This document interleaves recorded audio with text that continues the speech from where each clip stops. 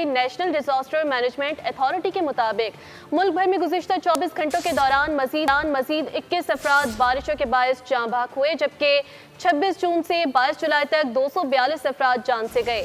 598 जख्मी हो चुके हैं। रिपोर्ट के मुताबिक बारिशों से 209 मकान मुकम्मल तौर पर तबाह हो चुके हैं। मुल्क भर में बारिशों के बायस 208 मवेशी भी हलाक हुए।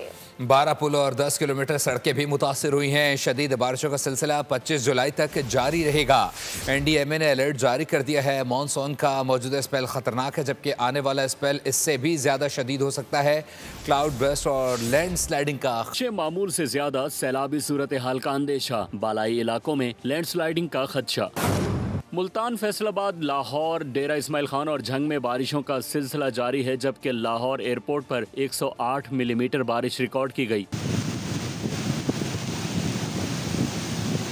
बारिशों का मौजूदा सिलसिला 25 जुलाई तक जारी रहेगा, जबकि आइंदा स्पेल ज्यादा खतरनाक हो सकता है। DG मेट महर साहबजादा और तर्जुमान PDMA KP अनवर शहजाद की दुनिया बोल है में गुफ्तगू। कहा, मुल्क में मजीद क्लाउड बर्स्ट हो सकते हैं, जिससे नदी नालों में तुग़यानी आएगी। बालाई इलाकों में लैंडस्लाइडिंग और फ्लडिंग का ज्यादा खतरा है। ये वेदर जो है ना 25 तक रहेगा। 25 के बाद इसमें को थोड़ी सी कमी आएगी। आने वाले स्पेल से भी ज्यादा आ सकते। अलर्ट हमने इशू किए हुए हैं, चूँकि पिछले दिनों आपके जो शुमाली इलाके वहाँ पे दर्जा हरारत काफी ज्यादा था। बारिशें इस तरह बारिशें हैं जिसमें क्लाउड आउटबर्स्ट का खतरा ज्यादा रहता है, और क्लाउड आउटबर्स्ट जहाँ पर भी ज्यादा होता है वहाँ पर जो है नदी नालों में तूफ़ानी जो है उनका सामना रहता है। रिसेंटली जो हमने एडवाइजरी इशू की थी 21 जुलाई से 25 जुलाई तक, जो वेदर ट्रेंड है के मुताबिक जो है बारिशों का सिलसिला जारी रहेगा।